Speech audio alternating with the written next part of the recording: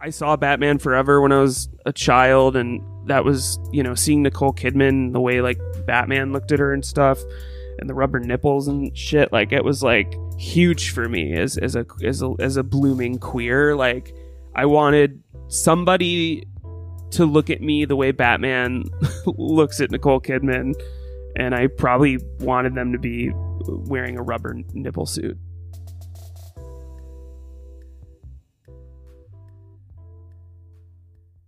Do you have a dick?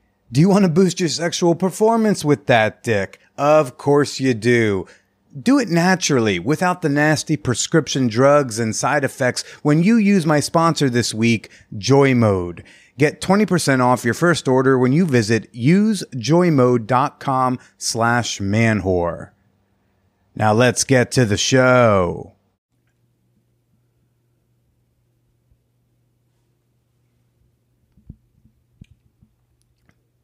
The Man Whore Podcast is sponsored by Bloom, an erotic audio platform dedicated to giving you the best oral sex you can have.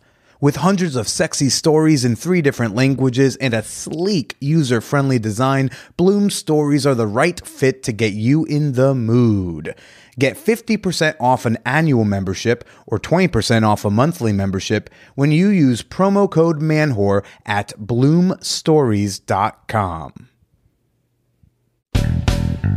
Welcome to the Man Whore Podcast.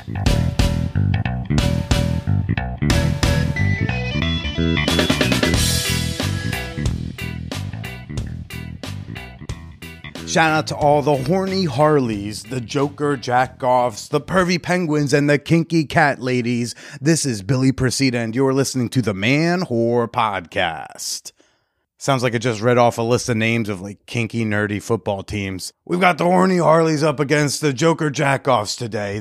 These 2 teams have had a toxic relationship for decades. But I really believe in the Harley's ability to penetrate the defensive line of the Joker's butthole. I really think that she's going to be able to dominate today. Let's see what happens, John. Was I able to make sports ball relatable to the Kingsters yet? No? Okay, hey everybody. This week on the pod, I've got on filmmaker Vera Drew. She's made what she may have mistakenly marketed as an illegal movie. It's called The People's Joker. Going to tell you more about it in just a little bit. But first I want to tell you I've got a new article up on Mashable.com. Apparently I'm a writer or something now. So I just published a new piece last week on Mashable. I got a link in the show notes. It's about how Elon Musk and Twitter should really cash in on porn. You'll see quotes from Ginger Banks, from Mistress Snow, see stuff from Lotus Lane and Kendra Sunderland. So, check that piece out if you like reading and you want to learn some more about Twitter, an adult. My trip to Los Angeles last week, not too bad. I won't go into a whole thing shitting on LA. That's for the stage, and that's not why you all are here. I want to give a shout out to Leah, by the way. Thanks for coming out to my show at the Fourth Wall Comedy Cafe. I forgot in the moment, but that was my 6-year anniversary of being self-employed. Thanks to you and your partner for a fun hike. Another quick shout out to one of y'all, because like a couple weeks ago, I mentioned on the show that I've been getting requests to have like phone calls. Now, listeners who want like relationship advice or just want to like kind of vent about a breakup. And, I do consulting. I do consults for podcasting, monetization. I do consultations for like, how to set up a gangbang safely. These are things I do get paid to do from time to time, but I've never had somebody just want to kind of vent to me. So I mentioned on the show, like, yeah, you can get an hour of my time. And well, one New Yorker hit me up. He said, Billy, big fan. I listen religiously every Wednesday. I've been invited to my first play party this Friday. It's the Astral Orgy at Hacienda. Want to know if you'd be open to me hiring you for a coaching session where I can get your advice. So, we set up a call and, well, the party was on Friday and it looks like he sent me this as he got home at 4 a.m. Good for you, buddy. He said, I was getting my dick sucked by 2 beauties at once, and in my head I just said, thank you, Billy. Sincerely, though, thank you so much. I felt so confident, and my partner and I had a perfect night with an amazing FFM experience. I'm glad my advice was helpful. I'm glad it could help you feel prepared for your first play party experience. May there be many more. You can hit me up for a dedicated hour of my time. You can shoot me an email at manwhorepod@gmail.com. You can also just email me your questions. You'll get less than an hour's worth of response through that methodology. But you can send me your advice questions over email. You can also send me your comments about the podcast, your questions about the show, or your criticisms about something dumb I said 5 years ago. You can send any and all of that over to manwhorepod@gmail.com. And yes, Mary Beth, I guess titty pictures are now welcome again too. I know you've been waiting for me to open the door on that. So, thank you for that. Let me do one more shout out before I get to my guest this week, Vera Drew. Okay, let's do the fan whore appreciation moment. This is like the most official shout out of the episode. I want to give a big thank you right now to a member of my fan whore community on Patreon, Zeta May. Ooh, this hottie joining up the Peep Show. We are so happy to have you. I love it when friends refer friends to their naked picture sharing group chat. You've settled in nicely. I feel like Zeta's like one of our female lurkers. Like, we don't see her body all the time, but gosh, do we get her emoji reactions. And we love them. Thank you, baby. And thank you for supporting the Man Whore Podcast on Patreon. And you too can become a member for as little as $2 a month and receive a slew of great rewards and exclusive access. Become a member today and support the pod you love at patreon.com/manwhorepodcast. That's Patreon, patreon.com/manwhorepodcast. Or you can download the Patreon app and you can find me on there. Folks, I have an STD. A save the date. Aha. Folks, save the date for our next hot movie night. Hot movie night is when the Fan Whore Nation comes together and we watch a retro porn together, complete with commentary over the sex scenes. Some of y'all are really fucking funny on Hot Movie Night, I gotta say. Some of y'all's commentary, I'm like, why do I even do this show? Clearly, I'm not the talent. Cappin'. So if you are a member of my Patreon community, you will get an exclusive invite to the Hot Movie Night, which this month is going to be on Thursday, December 22nd at 10 p.m. Eastern Time. Put in your calendar, post it on the computer, set an alarm. You don't want to miss it. Next week, I'll announce which movie we're going to be watching, but I want you to at least get the date down. December 22nd, 10 p.m. Eastern in the Champagne Room. And thank you again to Zeta May. Look, if you saw the nudes that she did drop, you'd be like, yeah, let me thank you twice. And now for this week's guest, Vera Drew, another person I want to thank. I want to thank Vera for a really fun fucking conversation. I know she thinks it's a little ADD all over the place. I think it's just engaging and fun. Vera made a movie called The People's Joker, which is I'm italicizing, emboldening, and underlining, is a parody film. Lawyers listening, it's a parody on the Joaquin Phoenix Joker movie. She has done it as a queer coming-of-age tale where the Joker realizes she is trans and then transitions into Harley Quinn, or a Harley Quinn-ish character. Now, I've not gotten to see it yet. And you know what? Most people haven't either because, Vera's movie got into a whole bunch of film festivals, like a ton of film festivals. Some big ones too, including the Toronto International Film Festival, TIFF. It's a really big fest. And right before it was going to be screened at TIFF, DC got involved and was like, this might be copy infringement because we have the Joker, and you're calling it the People's Joker, and they both wear purple and green and white face makeup. And so all these other film festivals have canceled their screenings of the People's Joker for fear of, DC and legal liabilities. Okay. But that has not deterred Vera from trying to get her film seen and she's got some plans to do so. So, at the end of this, make sure you're following her on the places so you can catch, hopefully, a People's Joker screening in a city near you.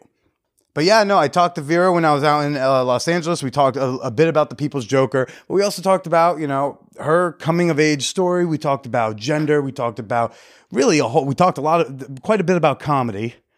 This is one of those episodes where I had to remind myself at the end, like, Billy, deep breaths. You are not now best friends. You had a great conversation with someone. Now put your proper professional boundaries back up. So that's how you know that I think this is a good one. Let's tune into me chatting with Vera Drew. I'm thawing out some ground beef from Butcher Box in the fridge right now. I've got a date this week, and we're going to cook our own meatballs so we can make spaghetti and meatballs. It's a pretty sweet date idea, right? I think you're going to impress anyone on Hinge when you offer to make dinner. You tell them they just have to make the playlist. It's a cute idea. Butcher Box's subscription plans make carnivorous cooking affordable, plus it comes with free shipping. Just one less thing you have to worry about at the grocery store, okay? Let them send it to you. And they're offering Fan Whore Nation a very special deal. This time, and I don't know how this makes sense for them, so I say take advantage of it. But yeah, Butcher Box is going to give you... that's what it says there. It says ground beef for life, plus 10% off your first order. I don't think I understand how capitalism works. Okay, I did check it for you. It technically means it's 2 pounds of free 100% grass-fed, grass-finished ground beef in every order for the life of your membership.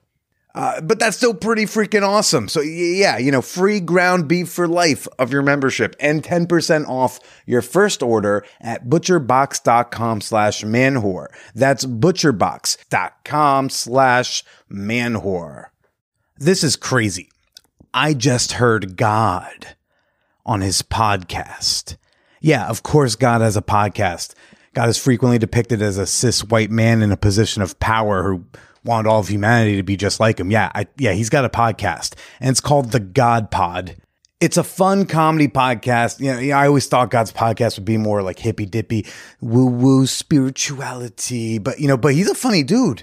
And God Pod is frequently listed in Apple's top 100 comedy podcasts. So you can't go wrong with adding The God Pod to your rotation. It's always funny. Find The God Pod wherever you listen to podcasts. And this actually might be a selling point, but they put it down as a note to podcaster, so I'm just going to read it to you. The God Pod is irreverent and does contain salty language, and some topics are not meant for children. If you believe this information would be helpful for your listeners, please feel free to inform them of this. So, God is filthy, maybe even filthier than me. And we thank the God Pod for sponsoring an episode of this show. Yeah, no, you're going to get too much from me. You're going to get burps. You're going to hear my wheezing laugh. I say bring it all on. Bring it all on. Vera Drew. Hello. Nice to meet you. Thanks for talking to me. Thanks for coming into my home. You have a cool home. You have like one of those cool nerdy homes. Oh, wow. Thank you. What? No, nerdy chick homes are like very fun. Nerdy guy homes sometimes can get sad, but nerdy chick homes are fun. Well, because there's an understanding of aesthetic. It's like, that's exactly like displaying the movies you like is peak nerdy, because I do have just like a wall of like I have Lorraine from Back to the Future on my wall, the signed photo and stuff like that. It's all very nerdy, but we knew how to hang it up. Right. And whereas with boys, I think they just be like, well, I'm just going to put it all on the shelf and we done. Like when women come over to my place, they're like astonished. So my bookshelf is, it's rainbow. It's like the color thing, but and it's it goes like highest to low, and then for the next color low to high, and then high to low. Like that, it looks aesthetically pleasing, and I get compliments on it because I think they're used to going over to a boy's place who like just has them stacked on the floor. Well, you're queer? Are you queer? No, until they redefine that better. Got it.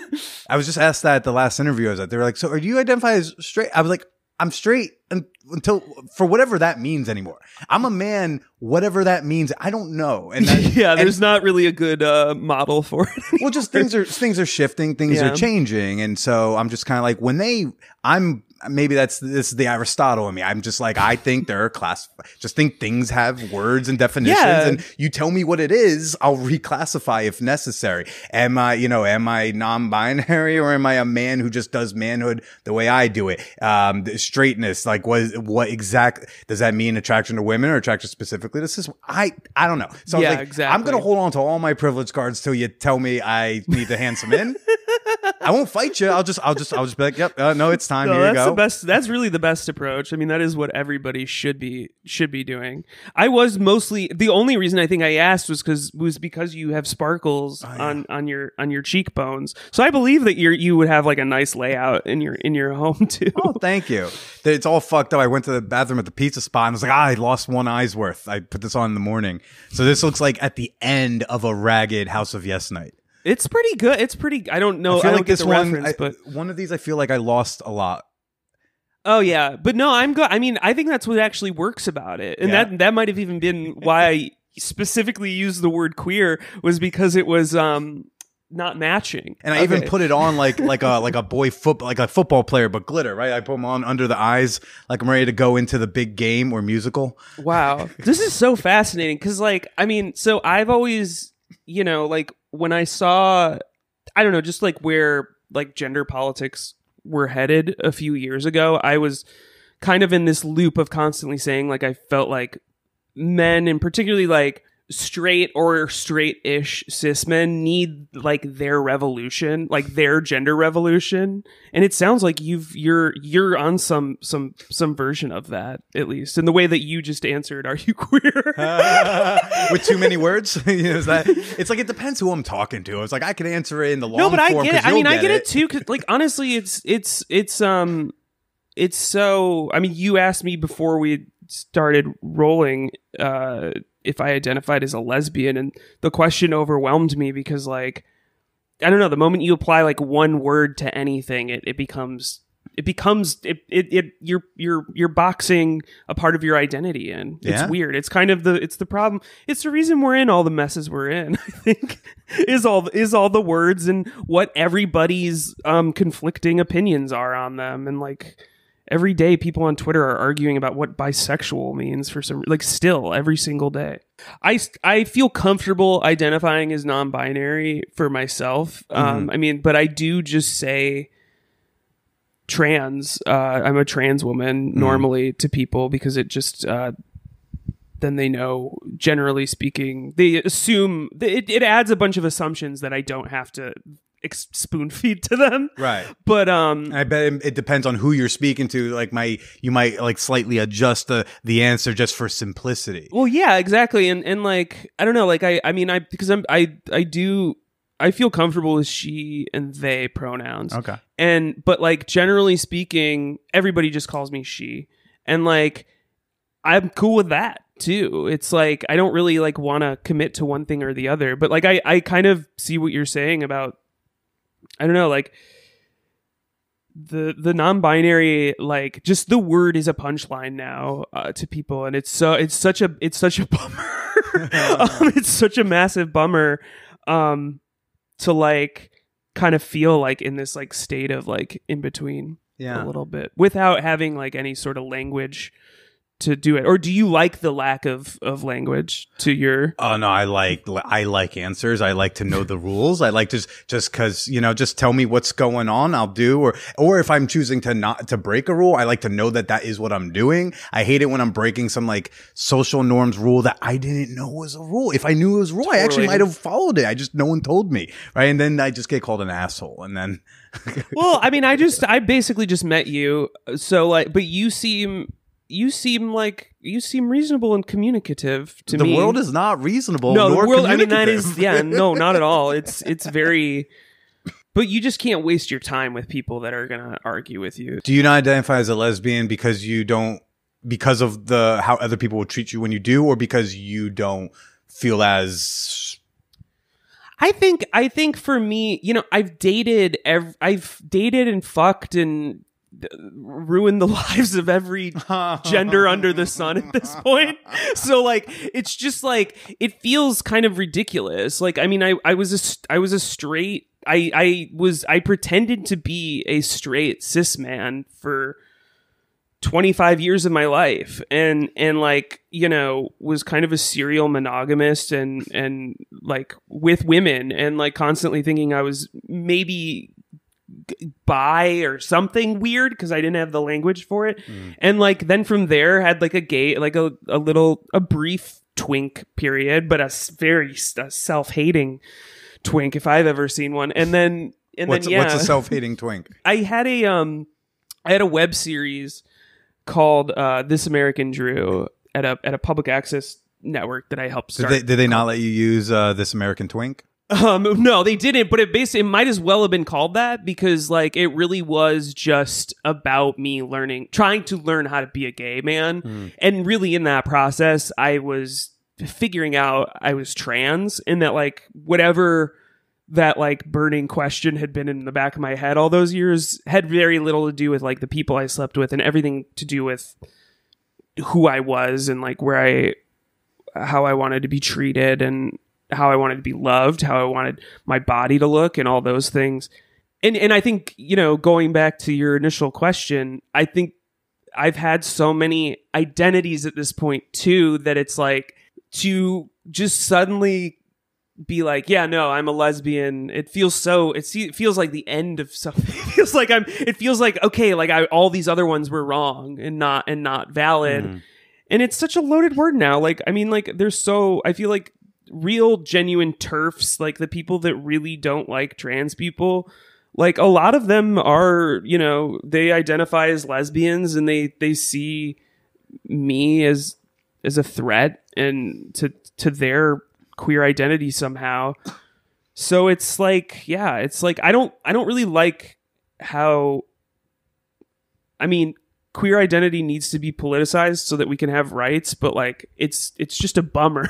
It's a real bummer that like anything has to be, you know, anything involved in my identity has to be involved in culture war. And I think that's where the discomfort around that one comes up. But at the same time, like everything about, I mean, like look at my apartment, like it is just nerdy lesbian shit. So like, yeah.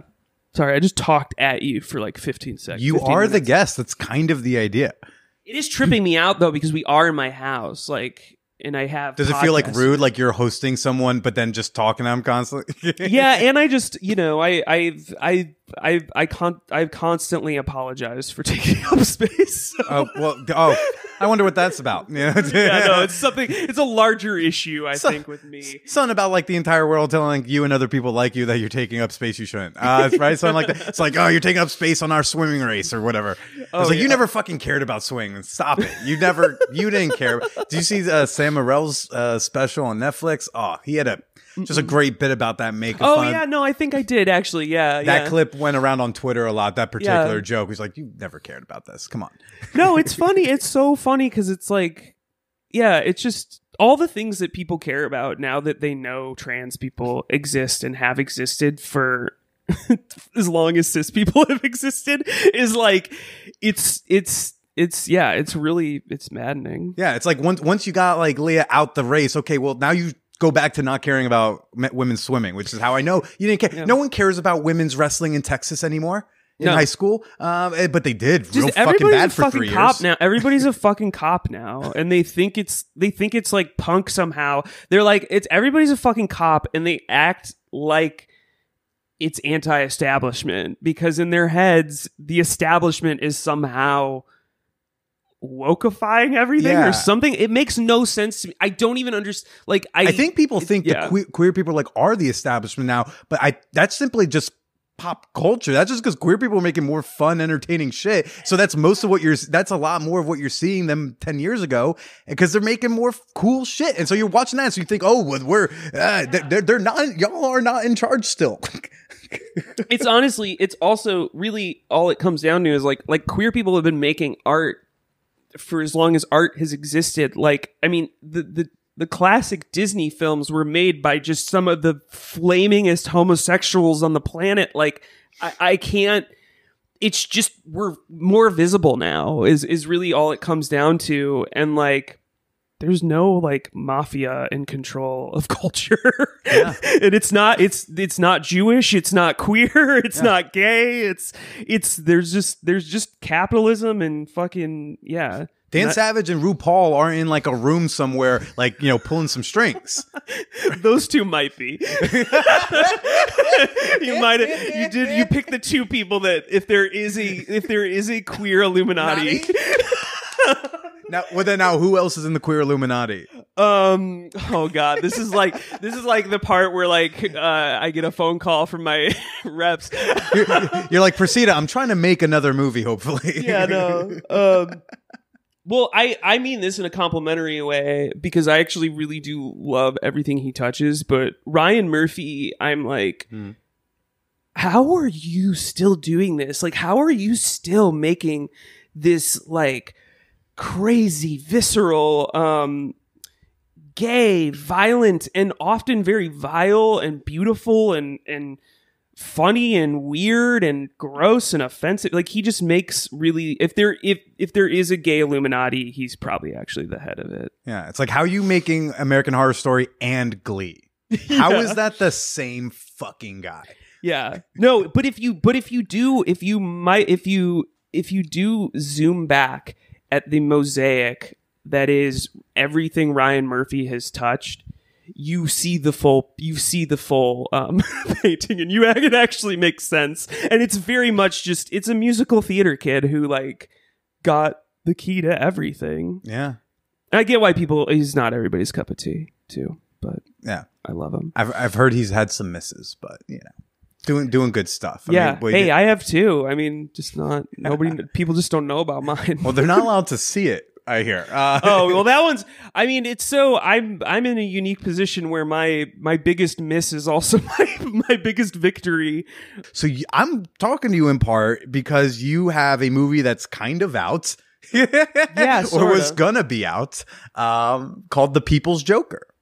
Yeah, I made a movie. I made a legal comic book movie called The People's Joker about an unfunny transgender clown named Joker who comes of age in Gotham City and starts an illegal comedy theater, and her best friend's a guy named Penguin. And I live in Bushwick. I know a penguin. Yeah, no. And he's based off of yeah. I got one on my block. He collects bottle caps and makes art. Wait, so you really actually know a guy named Penguin? I know, but I promise you in Bushwick there's at least 3. Okay, cool. I don't do well with sarcasm. Oh, sorry. 88 autism. I confused the labels. But yeah, no, we premiered at TIFF and then we pulled all of our screenings because Warner Brothers threatened. Well, they didn't threaten anything. They just said they thought we were infringing on their characters, which we're really not. It's all, I fair used their characters. Mm-hmm. I really did just like make essentially a documentary film about my life as a trans woman coming up in comedy and you know, running away from the Midwest, aka Smallville. And I made a movie about it, and yeah. What is your defense that is not a fair what is your defense that it's not like in copyright infringement? Because like it is Joker and the smile, and there's someone who I would call a Bane-ish looking person, and right, so it's like, his name's Bane in the movie. Okay, right, so that's what I'm saying. It's like like I love that. Like, I mean, it says legal movie on, but what? So how is it not copyright infringement? Because bro, because nobody owns ideas, man. No one gets to like own the Joker. It's out. Yeah. It's the people. That is what to be fair, that is what everybody just projects onto me. Everybody does just think I'm like, I vibe checked the copyright law and spent 2 years of my life like ruining my life making this movie. Like documentary filmmakers can take existing works and recontextualize them either for like academic purposes or to illustrate a point or to, you know, marry two ideas together. It's the same reason why like in YouTube videos, when, you know, people are like reviewing these fucking Marvel movies and stuff, they can show clips from them. Sure. And that's what the movie does. And that's what my movie does. It does that on a level that nobody's ever done it before. And I get why people are like, their minds are blown by that, I guess. But like, it's the same principle, just applied to, you know, what we are told are our modern myths, and these characters that were constantly fucking shoved down our throats. I mean, I love them. I mean, you called me out at the beginning of this. Like, I fucking have Joker shit all on my shelf. Like, I'm obsessed with Batman. She's got a full on scarecrow head, separate from like a scarecrow. Well, that's actually from my movie. Okay. And that's the thing about it too, is like, I mean, a lot of people think that we stole clips from movies or something, or we like used footage from Todd Phillips' Joker, and it's like, it's all the material in it is original. It's all, yeah. So when you were younger, did you try your hand at stand-up? Yeah, I did stand up for years. I was a comedian from the time I was like 13 till... Oh, you were one of fucking those? Yep. Oh, we hated you. I know. It's why I'm not... It's why I don't really do comedy anymore. I was from the time I was 13 to 27, really. I was doing live comedy. Okay. I did stand up. I did improv. I came up in Chicago. I started doing Second City when I was 14, and I had a sketch in their tour co by the time I was 18, and I became very jaded with comedy very young. What stand-up jokes are you even doing in high school? Like, what are you even talking about? It's well, like... one of them is actually in the movie. It's a joke about my high school girlfriend's vagina. That feels illegal to hear. But we were both at high school at the time. But I'm putting myself in the place of like an audience member at a comedy club and be like, I don't want to hear about like 16-year-old pussy. For sure. But yeah, you know, relationship jokes about your parents. Like, I also, you know, I was an improv fag. I was doing like crazy, like I was doing characters and stuff. I was obsessed with SNL. I was obsessed with Mike Myers. I was obsessed with Dana Carvey. I fucking loved Peter Sellers. Like, I thought I like was related to him maybe, or like a second coming of him at times when I was a little comedy dork. Like, I had such a reverence for comedy, and it was a place for me just to play and pretend to be other people, because I was so not happy with who I was and had no language for it at all. And it was also the space where, you know, because in college I was doing mostly improv and mostly sketch, but also like I would do these weird shows. I had a band called Death Cab for Cuties, and we would just you really like to toe the line of copyright. No, just throw an S at the end. It's okay. No, this will be like Scrabble. I'm gonna throw the S on it and I'm gonna collect all these points. Yeah. Look, I mean, there might be a theme. Again, you zoom back, you understand how Ryan Murphy makes Glee and American Horror Story. But yeah, it was the place where I could figure out I was queer too. For me, like I started doing drag when I was doing stand up sometimes, and it wasn't even drag. It was just like I would just fucking wear a dress sometimes, and I wouldn't even talk about it. I would just go on stage, and it was something about it, because I was more comfortable, I guess, just walking out on stage. You know, people are already looking at me. I actually was more confident up there. I was like more confident in a dress, or like, and I think part of it too was like, because if I was doing it in a comedy space, or like in a fucking stupid video I was making with my friends, or like a dumb art installation, or like whatever weird experimental shit that I was doing to justify just putting on makeup and wig and nails or whatever, like it was like I was simultaneously more confident as an artist, and it was the only space where I could outwardly look like myself. Mm-hmm. I'm not saying that's all what the glitter is for but I think it is like the same thing of just like, yeah, like it's like, fuck you, I'm wearing glitter. Like I'm more confident in this dress up here. Yeah. And it took me years to integrate that into my day-to-day life, but thank God I finally did. So Joker in the movie, the story is the Joker transitions into Harley Quinn. I mean, I guess you could say that. I mean, like, really, it's about a character who moves to Gotham to become a comedian. Mm-hmm. She tries to, and the way you become a comedian in this universe is you have to join a fraternal secret society called the United Clown Bureau. Yeah, it's literally was my experience of moving to LA, and like the way to do it is you either become like the worst piece of shit, like at least, and I'm speaking only about the era I came in. I'm sure the stand-up scene in LA is wonderful and vibrant and positive and lovely now. It's probably not. From the little I saw this week. Yeah. It was a cesspool and like like the opposite of what I had in Chicago. It was just like it was not cool at all. And there was that, and then there was UCB, which cost thousands of dollars. And I did do a little UCB, and I was constantly told every step of the way, like, you're really funny and you're really good at comedy and improv, but like, stop taking these classes. Like, you can't follow the game. You like, because they have rules there. Like, they have rules and they have a curriculum they teach. I do comedy because there are no rules there. Yeah. Like, and it's a playground for me to play and be, whatever I want. Yeah. So that's an aspect of the movie.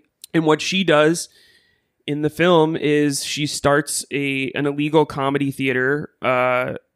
This is also true. There are illegal little comedy things. I mean, like little fire death traps all over the basements of various big cities where we tell our jokes to people who don't want to die. It was I fell into this is a documentary. You are convincing me. You gotta join a fraternal order, a legal little fucking fire, anti-fire code comedy venue spaces. Like, this is all real. No, I didn't mean to do this, but I think I probably will send this episode ultimately to the legal team just to be like, this is what we have now.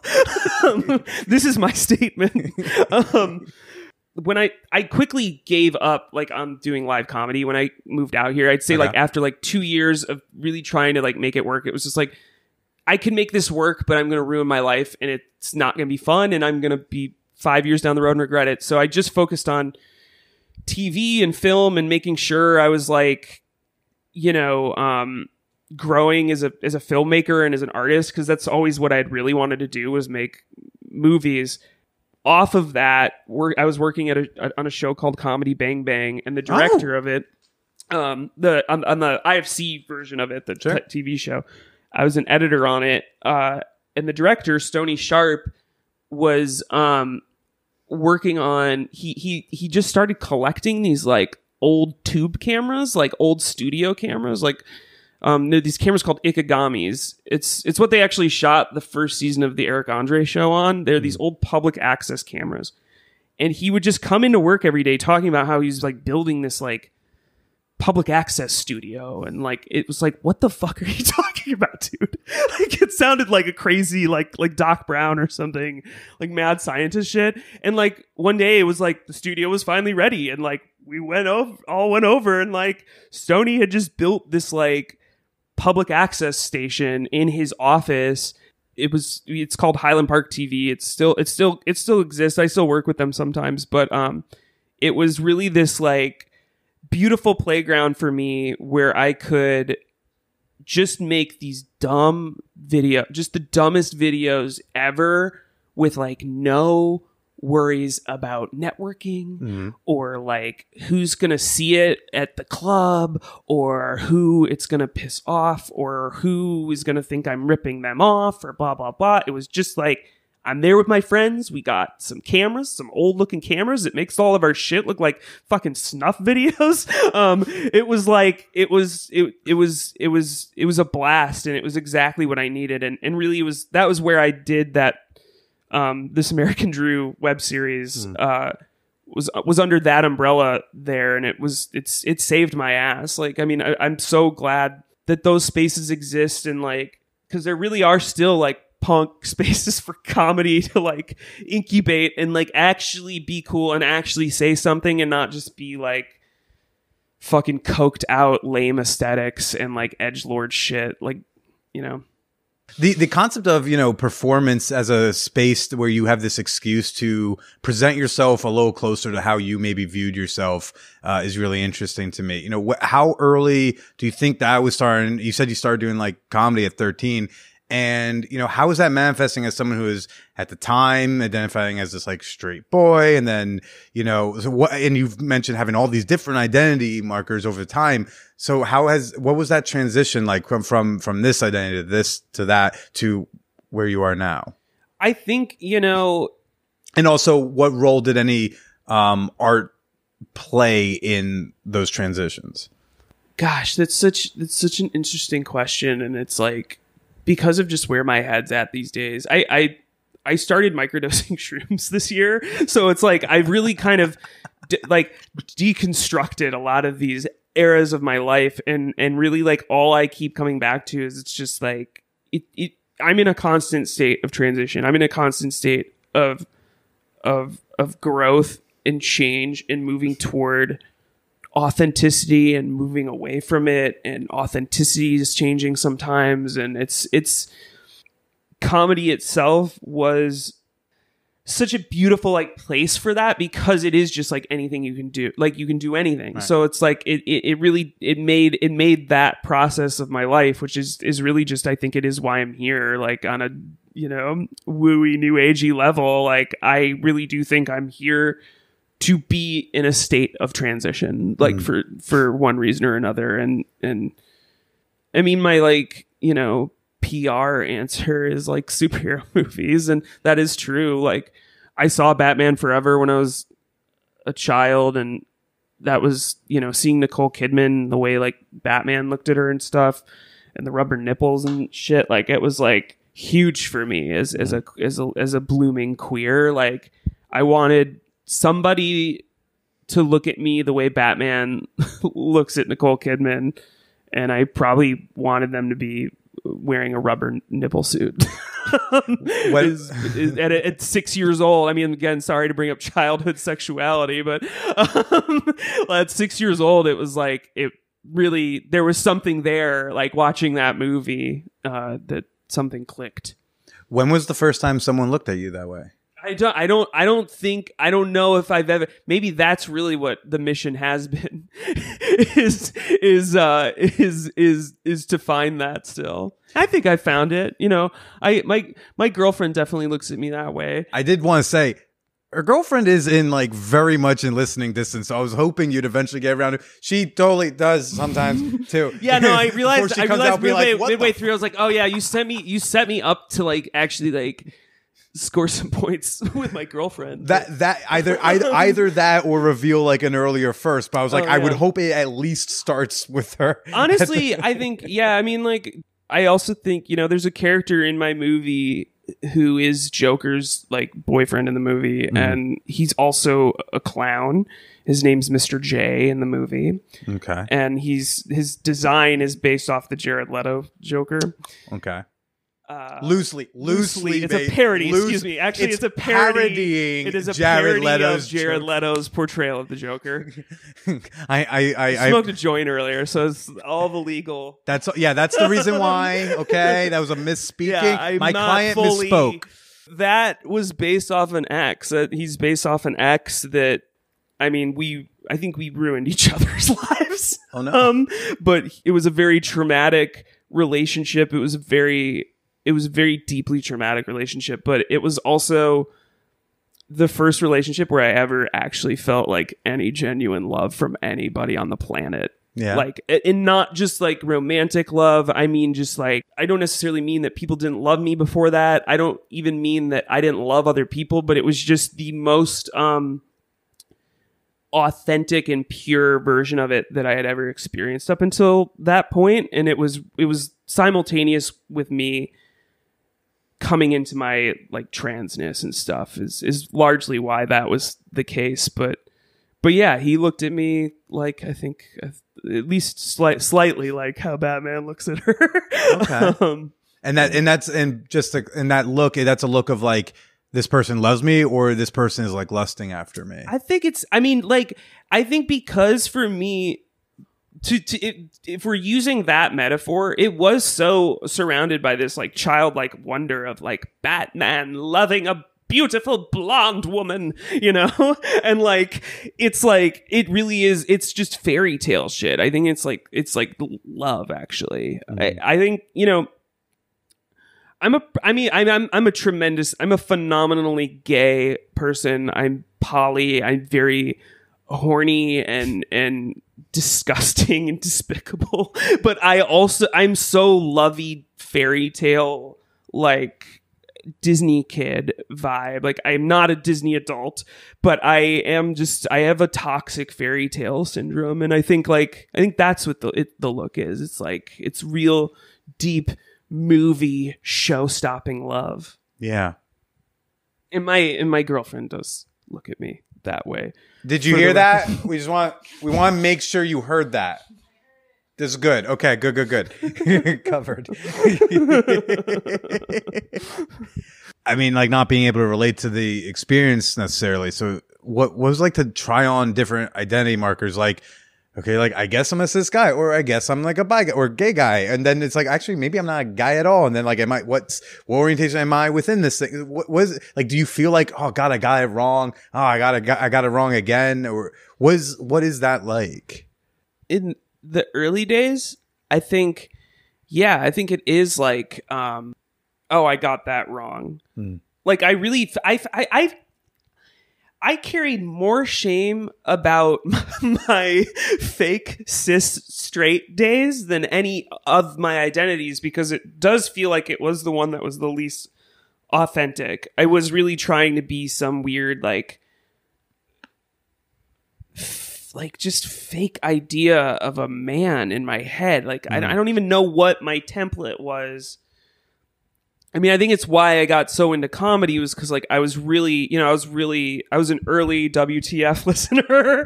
I was really into like, you know, like neurotic. I would see myself in neurotic guys and insecure guys, I think, which is like, and you know, Mulholland Drive was like my favorite movie when I was like 18 or like 17 too. And it's like, that those two things kind of happening simultaneously, where it's like, you know, queer stuff is really cool, and that's like making me, that's okay, like aesthetically I get it, I guess, okay, cool. And like then also just being very like, no, I'm this. It was the most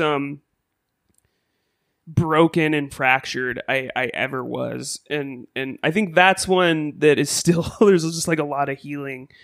But when it comes to like everything after that, you know, it's because I came out as queer in 2015. I came out as queer in 2015, I think. Yeah. And it was because I really had felt like I had given it my all. I was like, something is broken. I don't know how to fix it. I guess I'll just try dating men and other types of people and like see how that feels. And like, it was, you know, this period of like, you know, like I feel like a lot of, you know, trans identity was starting to become a little bit more in the mainstream space. So like, you know, when I came out as queer, I think I kind of knew I was building towards, okay, I'm a trans woman, but I really wanted to be sure, and I wanted to go through the process. I wanted to like come of age, kind of. I wanted to kind of like, because it was you don't also have to skip all that and go straight to the final one. Like, let me build. Because like it's also, I mean, for me, like I think it really probably also did come down to like the queer media I consumed was so diverse, because it was like, because there wasn't trans like anything when I was a kid. Like you'd see it. I mean, like I watched Jerry Springer every single day after school when I was a kid. I go back and watch him now constantly, because those fucking girls on there and people, because a lot of them, it's like I'm sure now would just identify as something like, you know, whatever. Like, they're like the most fucking resilient fucking bitches I've ever seen in my life. Like, it's in like, it's like that was the only real representation I had. So like the movies I was into were just like I was just into like very colorful gay shit, and like Return to Oz, and I loved David Lynch and John Waters, and you know, so there was a part of me that wasn't entirely convinced that I wasn't just like a very gay man, just the gayest man who ever lived, maybe. But like you know, you date men for a while and then you quickly realize that's probably not the case. We have no offense to the men. No, none taken. If any of them are, chill the fuck out. Yeah, I wanted to so bad, and it sucks because it's like I really do. I go back and I look, and I'm like, I was so attractive, and I couldn't see it. I was like so uncomfortable in my body in my like twink days. Like I thought I had such bad. I had body dysmorphia and gender dysphoria, and was fucking just mentally ill, mentally ill, and like usually running away from some sort of drug. And like it was just not, it was like I just couldn't, it clearly wasn't me, and I wanted it to be so bad. I so wanted to be a gay man. It was an aspiration for me. That horn threw me off, sorry. Yeah, a little bit too. I was like, and me being the self-conscious fuck I'm like, did I park in the wrong spot in the garage? Like, I was like, did you? Oh, you might have. Oh, shit. I'm so sorry. Yeah, actually, okay. I can help you. Gym Bros. Imagine you had a pre-workout supplement for sex. Well, let me tell you about Joy Mode, our longtime sponsor. Regular listeners know that Joy Mode has become a routine part of my pre-play party, pre-new lover, first fuck date, boost my blood flow program. It's super easy to use. You know, about an hour to 4 hours before game time, I mix a packet of Joy Mode in a glass of water and I slurp that down. I feel confident knowing it gives me a targeted vitamin boost for better blood flow, which helps bring better boners. Unlike sketchy dick pills or prescription drugs, Joy Mode has no side effects. So if you want to spice things up in bed and boost your sexual performance, you want to try Joy Mode. They've got a special offer for Fan Whore Nation. Get 20% off your first order at usejoymode.com/manwhore or use promo code manwhore at checkout. One more time. That's usejoymode, usejoymode.com/manwhore for 20% off your first order. Then when your partner tickles the back of your neck and you feel yourself just growing, make eye contact with your cock, then look up to the sky and think, thanks, Joy Mode. Bloom offers fresh, sexy stories in a variety of languages and accents. Here's a clip from The Vamp Room, Part 3, a lesbian BDSM episode with a female lead. You don't resist as I wrap each Velcro strap around them and secure them to each corner of the bed. This is what you want, isn't it? Someone to take charge, make all of the decisions for you? Yeah.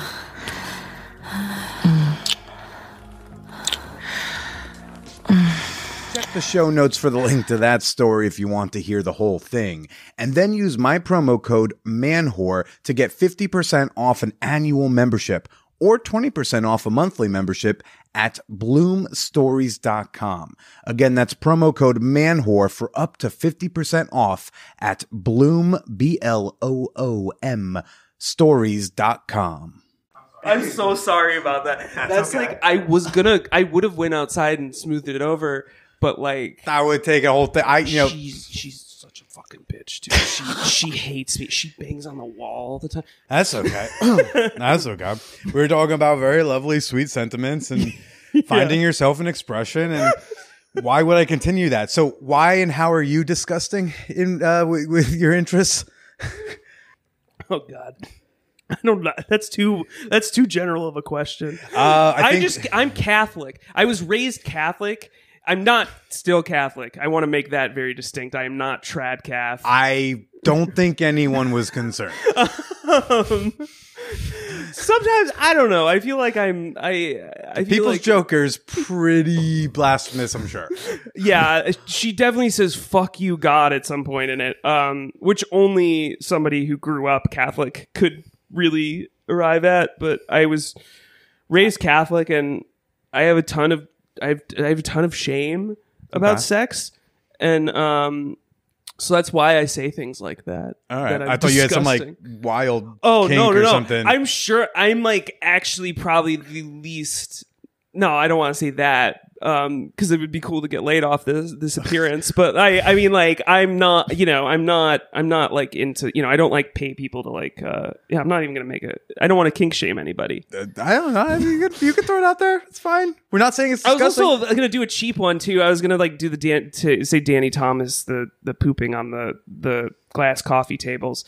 Do you know that one? There's Danny Thomas. I guess I think he was a TV writer or something, but he used to apparently pay people to poop on glass coffee tables while he's underneath, looking at the whole act, which I don't want to do, and I don't. But and if anybody wants to do that consensually, please do it. When I was 19, I went to go see Kevin Smith do a Q&A in Englewood, New Jersey, and he told some kind of story.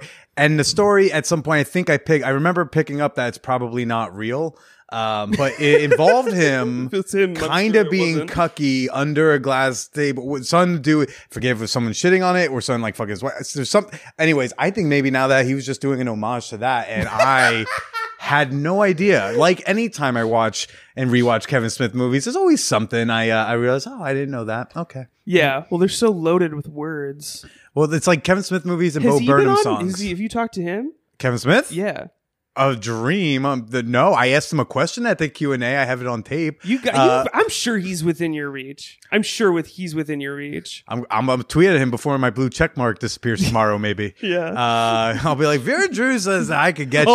I don't think I'm wrong. Does he not like you? Do y'all have beef? I don't have any beef. I grew up watching his movies. I mean, he was one of my like. In many ways, he was a queer icon to me. Like his movies were so like. It was the only place where people talked about queer sex. Mm-hmm. Chasing Amy is my favorite movie. That's okay. I probably watched it easily 50 plus times. It was so important to me when I was in high school. Mm-hmm. Like, and I had no understanding why. It's because of that parking lot scene. Because you didn't get a map from point A to B. You tried it all, and I had to sit. That was how I'm starting to mix up interviews I did today. We were just talking about this in the one I was in before, where it was like. That's how I've been tackling my sexuality since college, because we had Craigslist in New York City. So it was like, I tried it all. I watched couples fuck. I fucked a guy's, wife. I did this. I went to Bukkake's. I went to a gangbang where the chick never showed up. And that one was really weird. That's awkward. I was like, let's go give it all a go for the most part. Yeah. And that's how I figured out, like, and so, cause I didn't feel it. And also someone who's non-monogamous and did not know that's what it was and did not know language. It was just, again, feeling like I don't have the map everyone else got, so I'm going to have to go figure it out. Well, and that's why I love Kevin Smith, is because, like, I feel like, particularly that chapter of his career, like, it was like, and as a Catholic kid, it was like a space for me to process a lot and unpack a lot of also toxic thinking about women that I had and I'm still unpacking,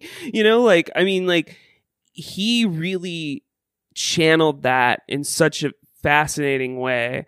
The reason I would say don't mention me when you reach out to him is I have been critical of him as of late, because honestly, even for Chasing Amy too, at times where it's like there's something about Kevin that like he is very fixated on queerness and talking about particularly men kissing and queer genitalia interactions and stuff that, I think at times now when I look at some of his stuff or I reflect on it, sometimes old stuff. So I just saw Clerks 3 and the homoerotic jokes that usually were there, super toned down. I was disappointed, honestly. I was honestly like Clerks 3. I was hoping for that, I was hoping he would go back in a little bit. Were you hoping like Dante and Randall get like married at the end of Clerks 3? Or like, something. Just do it, Just do it. He says, Dante says to Randall in Clerks 3, time to take your hot pills, Tin Man. Like they are a gay couple, and like it lacked actually, like it felt inauthentic to those characters. Randall is a man. Randall Graves sat and watched all of a movie with chicks with dicks. He sat and watched that in the store in the first movie. He sits and watches trans porn, an entire VHS tape. Is it for irony? No, he's not laughing. He's not mocking it. I guess he's kind of doing it for shock value. He's interested. But he's interested. Yeah. It's to me, it's like there was something there, and I was hoping that he would explore that more. I think it was weird. I think it's weird that he still is like using the convenience store as a metaphor for his very successful film career. And like, I think, what was so beautiful about Clerks and all of his like original Jersey movies is like, I was at least able to project a working class understanding onto his characters and really see, okay, here's somebody with some class consciousness and somebody who came from the same kind of family and suburbs and background that I came from, that's able to make a movie and make it work. And that is kind of gone. Like, I almost feel like Randall doesn't put it all on his credit cards or something, right? Like it's not, he has to go borrow it from a rich person with a big clit. And it's like, why do we have to keep talking about this woman's big clit every movie? Like, what are you doing? Like, and it's his wife, and it's. But yeah, he doesn't. That's why he doesn't interact with me, is because I talk about him like. Okay, but you know what? I wish he would though, because I still do love him. I think I have your next project though. Okay. Since after what you've just shared obviously I think you need to do a parody, lawyer check parody film, probably like from between Clerks 2 and Clerks 3, where Randall and Dante fuck. Give us that backstory of like that awkward 2 months where they started hooking up and then realized it was kind of gay and they stopped. Like, I think you fill in because Clerks 2 is still canon. But like, I think Clerks 3 is canon. I think it really ties. I really do like the idea of like, he's described that Clerks is about being in your 20s and not knowing what you're going to do in your life. Clerks 2 is being in your 30s and not knowing what you're going to do. And Clerks 3 was about being in like your 40s, 50s, not really know. So I do like that, but I think I have your next legal little gray area parody film. Look, mean, to be honest, I'm so tired of. I want to take a break from parody, from legal challenges. From legal challenges. You think? Yeah, good idea. Just for a second, because I have shit gets expensive. Well, it's also, I have two other. So there's two sequels to The People's Joker that I want to do. That I want to do, because The People's Joker is my 20s movie. Okay. Like, The People's Joker is about what it's like coming up and as a comic and like figuring out how to be an adult in your 20s because you were unable to do it as a kid. And I want the second one, which I don't know if some people know what the second one's called, but I'm not going to say it yet.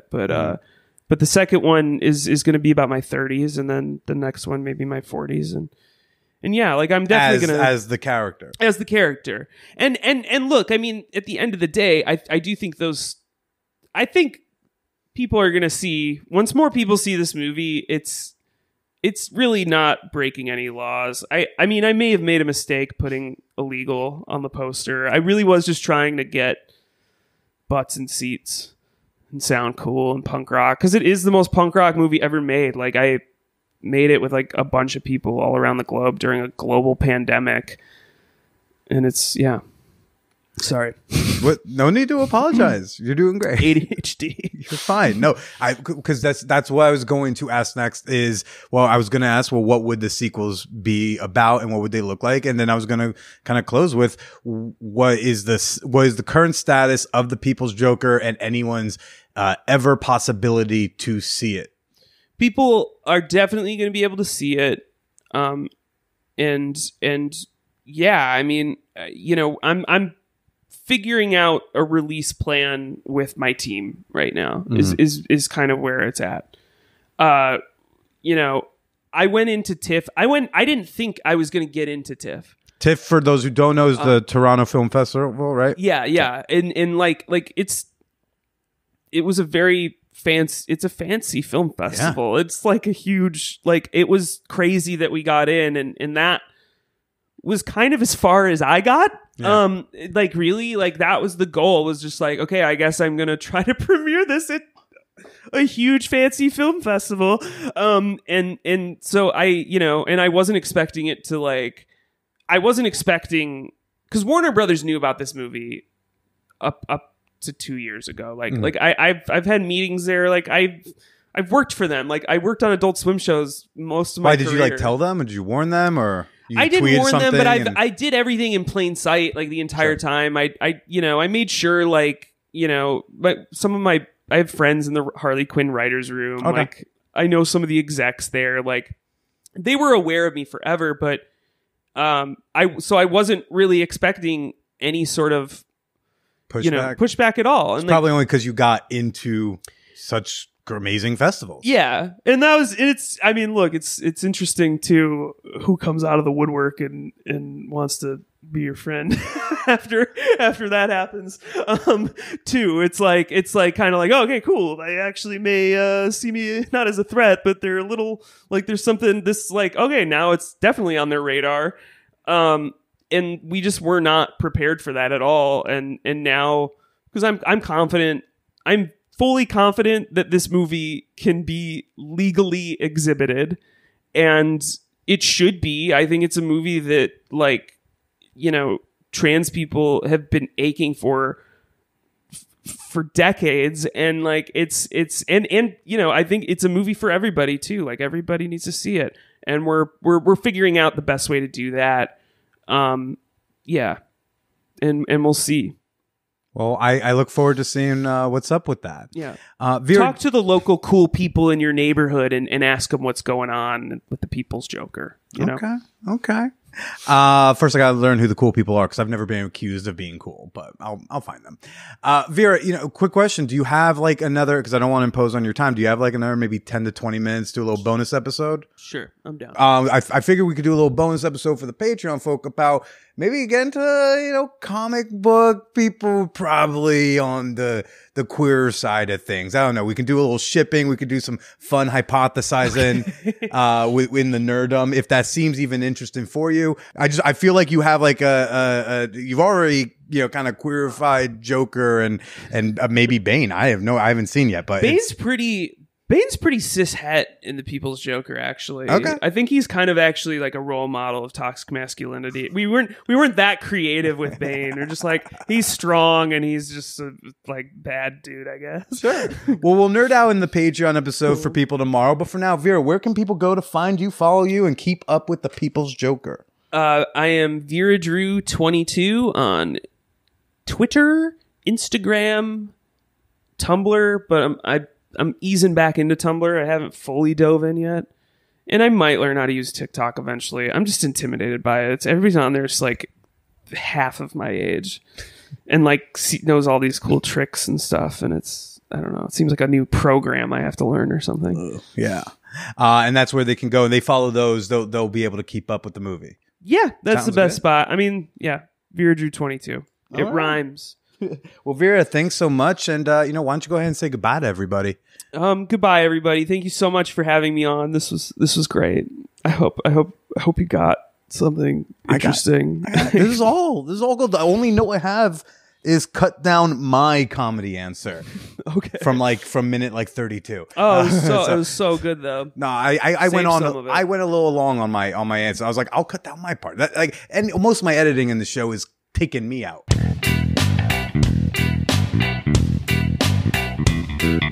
Wait. Don't you dare hit the next button yet, because not only do I have more content of me with Vera Drew, I have a sexy update that I think listeners of last week's show would want to hear. So just hold on, just stay right there, and I'm going to give you things that I know that you want. Do you want to see the People's Joker? Did you connect with any of the topics that we discussed in this show? We all want to know what you think in the Champagne Room. Our free sex-positive Discord server is the place to be to connect with like-minded listeners. And we have an episode discussion channel for you to drop your thoughts on episode 465. We're closing in on 600 members of the Discord server. I hear that's pretty good.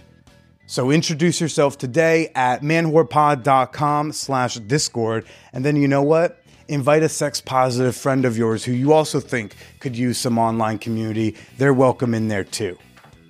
Of course, you can always email me directly with your comments, your advice questions, or you can schedule a one-on-one phone call with yours truly, apparently. Send any and all of those inquiries over to manwhorepod@gmail.com. Okay, here's a sexy update. Pregnant threesome. This Thursday, not happening. She's getting induced on Thursday, apparently. Monday, it almost happened for Monday, but apparently some sort of mucus membrane thing was starting to go, and I guess that's a pregnancy thing. I don't understand, but basically the pregnant threesome's not happening. However, she did say her partner said he still wants to watch me fuck her, so I guess in a couple months when she's recovered, hopefully she's lactating. Hey, that could be a hot element. Lactating threesome? That's a good consolation for no pregnant threesome. By the way, shout out to everybody who's been sharing their Spotify Wrapped. I don't know how to pluralize that. Spotify Wrapped. But thanks for sharing those, folks, particularly those of you who have the Man Whore podcast listed in your top podcasts. Very honored to be up there for so many of you. Please keep sharing them on social media. Please keep tagging me so I know. And if you want to show off your top podcast list, but you think it's a little too slutty for mom to see, hey, you can always share it in the champagne room. Most of you, in fact, have been sharing them more anonymously in the champagne room than posting on social media. I understand. I love you all the same. Now, as you heard at the end of the conversation, Vera and I have a bonus episode coming out exclusively on Patreon tomorrow. It's going to be available for all of my $5 and up fan whores, and I'm going to give you a tease. I'm giving you a teaser of that right now. You're going to get an idea of what these bonus episodes sound like. So you want to support your buddy. You want to help me hit my rent goal of $1,300 by the end of the year. Gain access, help a whore, enjoy at patreon.com/manwhorepodcast. Again, that's Patreon, patreon.com/manwhorepodcast, or download the Patreon app and you can find me on there. This bonus episode, we're talking a bit more about kind of like nerdy queer theory. I'll just kind of leave it at that. Thank you for listening. Thank you for sharing. And as always, stay slutty.